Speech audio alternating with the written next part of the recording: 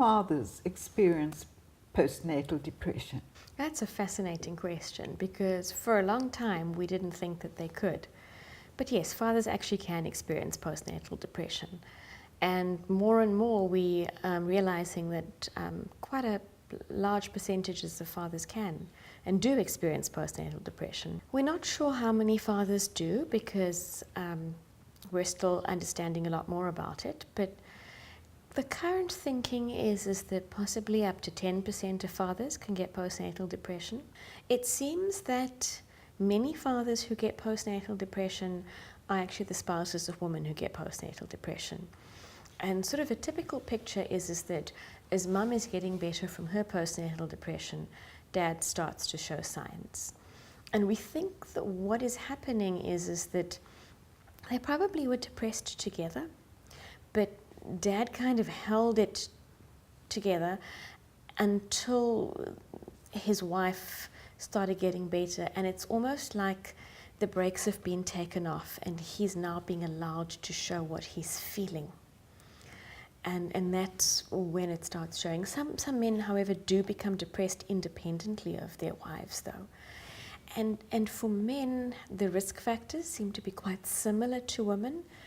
The pre-existing history of depression or anxiety, the birth of an unwanted child, poor social support, pre-existing history of substance use or alcohol use, but also for men, maybe some psychological factors. The fact that this child, even a wanted child, can displace them. They're no longer the sole focus of their wife's attention. And if you think about it, with the birth of a child, the husband can become very much pushed to the periphery of the family. Yes. You know, that the child really becomes the focus, and the mother is then the next biggest focus, especially the first child, and the father is kind of very much on the edge for maybe the first few years of the child's life. So it can be very difficult for a man to adjust to this. And sometimes, of course, it becomes a problem if the wife was working and now he has to bear the financial burden, and that makes it difficult for him as well. I can see why it might make some men very, very unhappy, in the sense that they're not coping, and so they're becoming depressed. Fatherhood can bring a whole lot of new stresses for a man, and depression is something we need to look at. So like in women, depression in a father can be things like depressed mood most of the day, nearly every day, lack of interest, lack of pleasure in things. The other thing that we could look at in a man is increasing isolation, social isolation.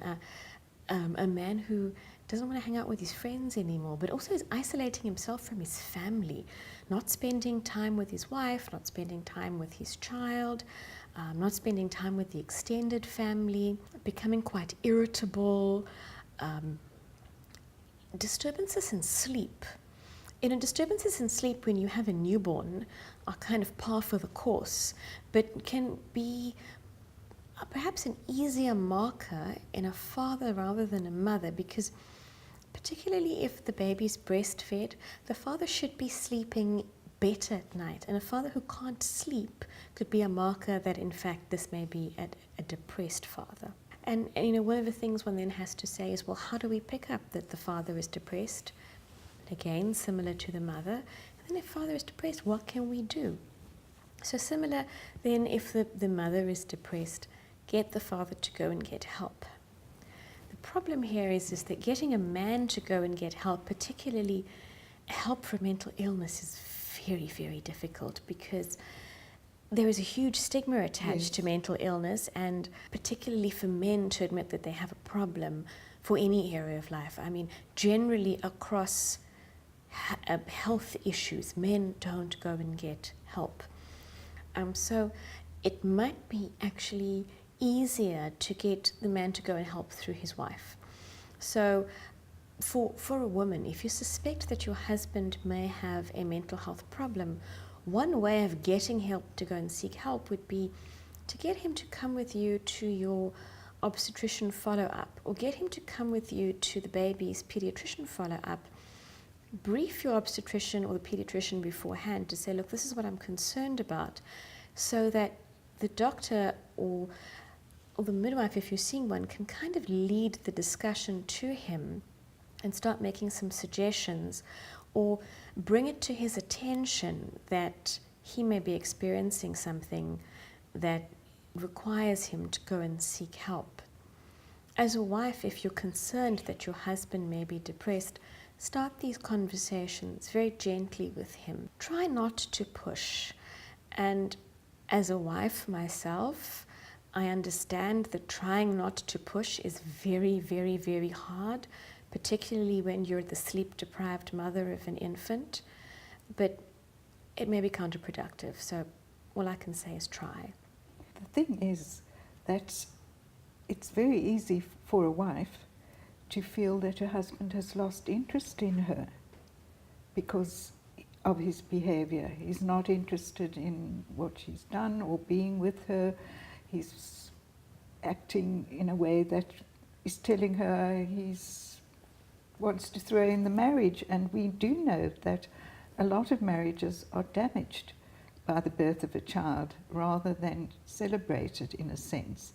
So I appreciate what you've said, and I think that as mothers we should keep it in mind that it may be actually a problem that nobody's recognized as being that type of problem, and actually seeing it as some kind of behavior on the man's side. I think that's such an important point that you've raised, and I think that sadly we've missed a lot of depression in men, and I think it's important going forward that we realize that depression in men, and particularly in fathers, is far more common than we've thought it to be in the past, and we start becoming aware of this, and we start actually looking for these signs, and we start encouraging men to seek treatment for this. Good. Thank you. You.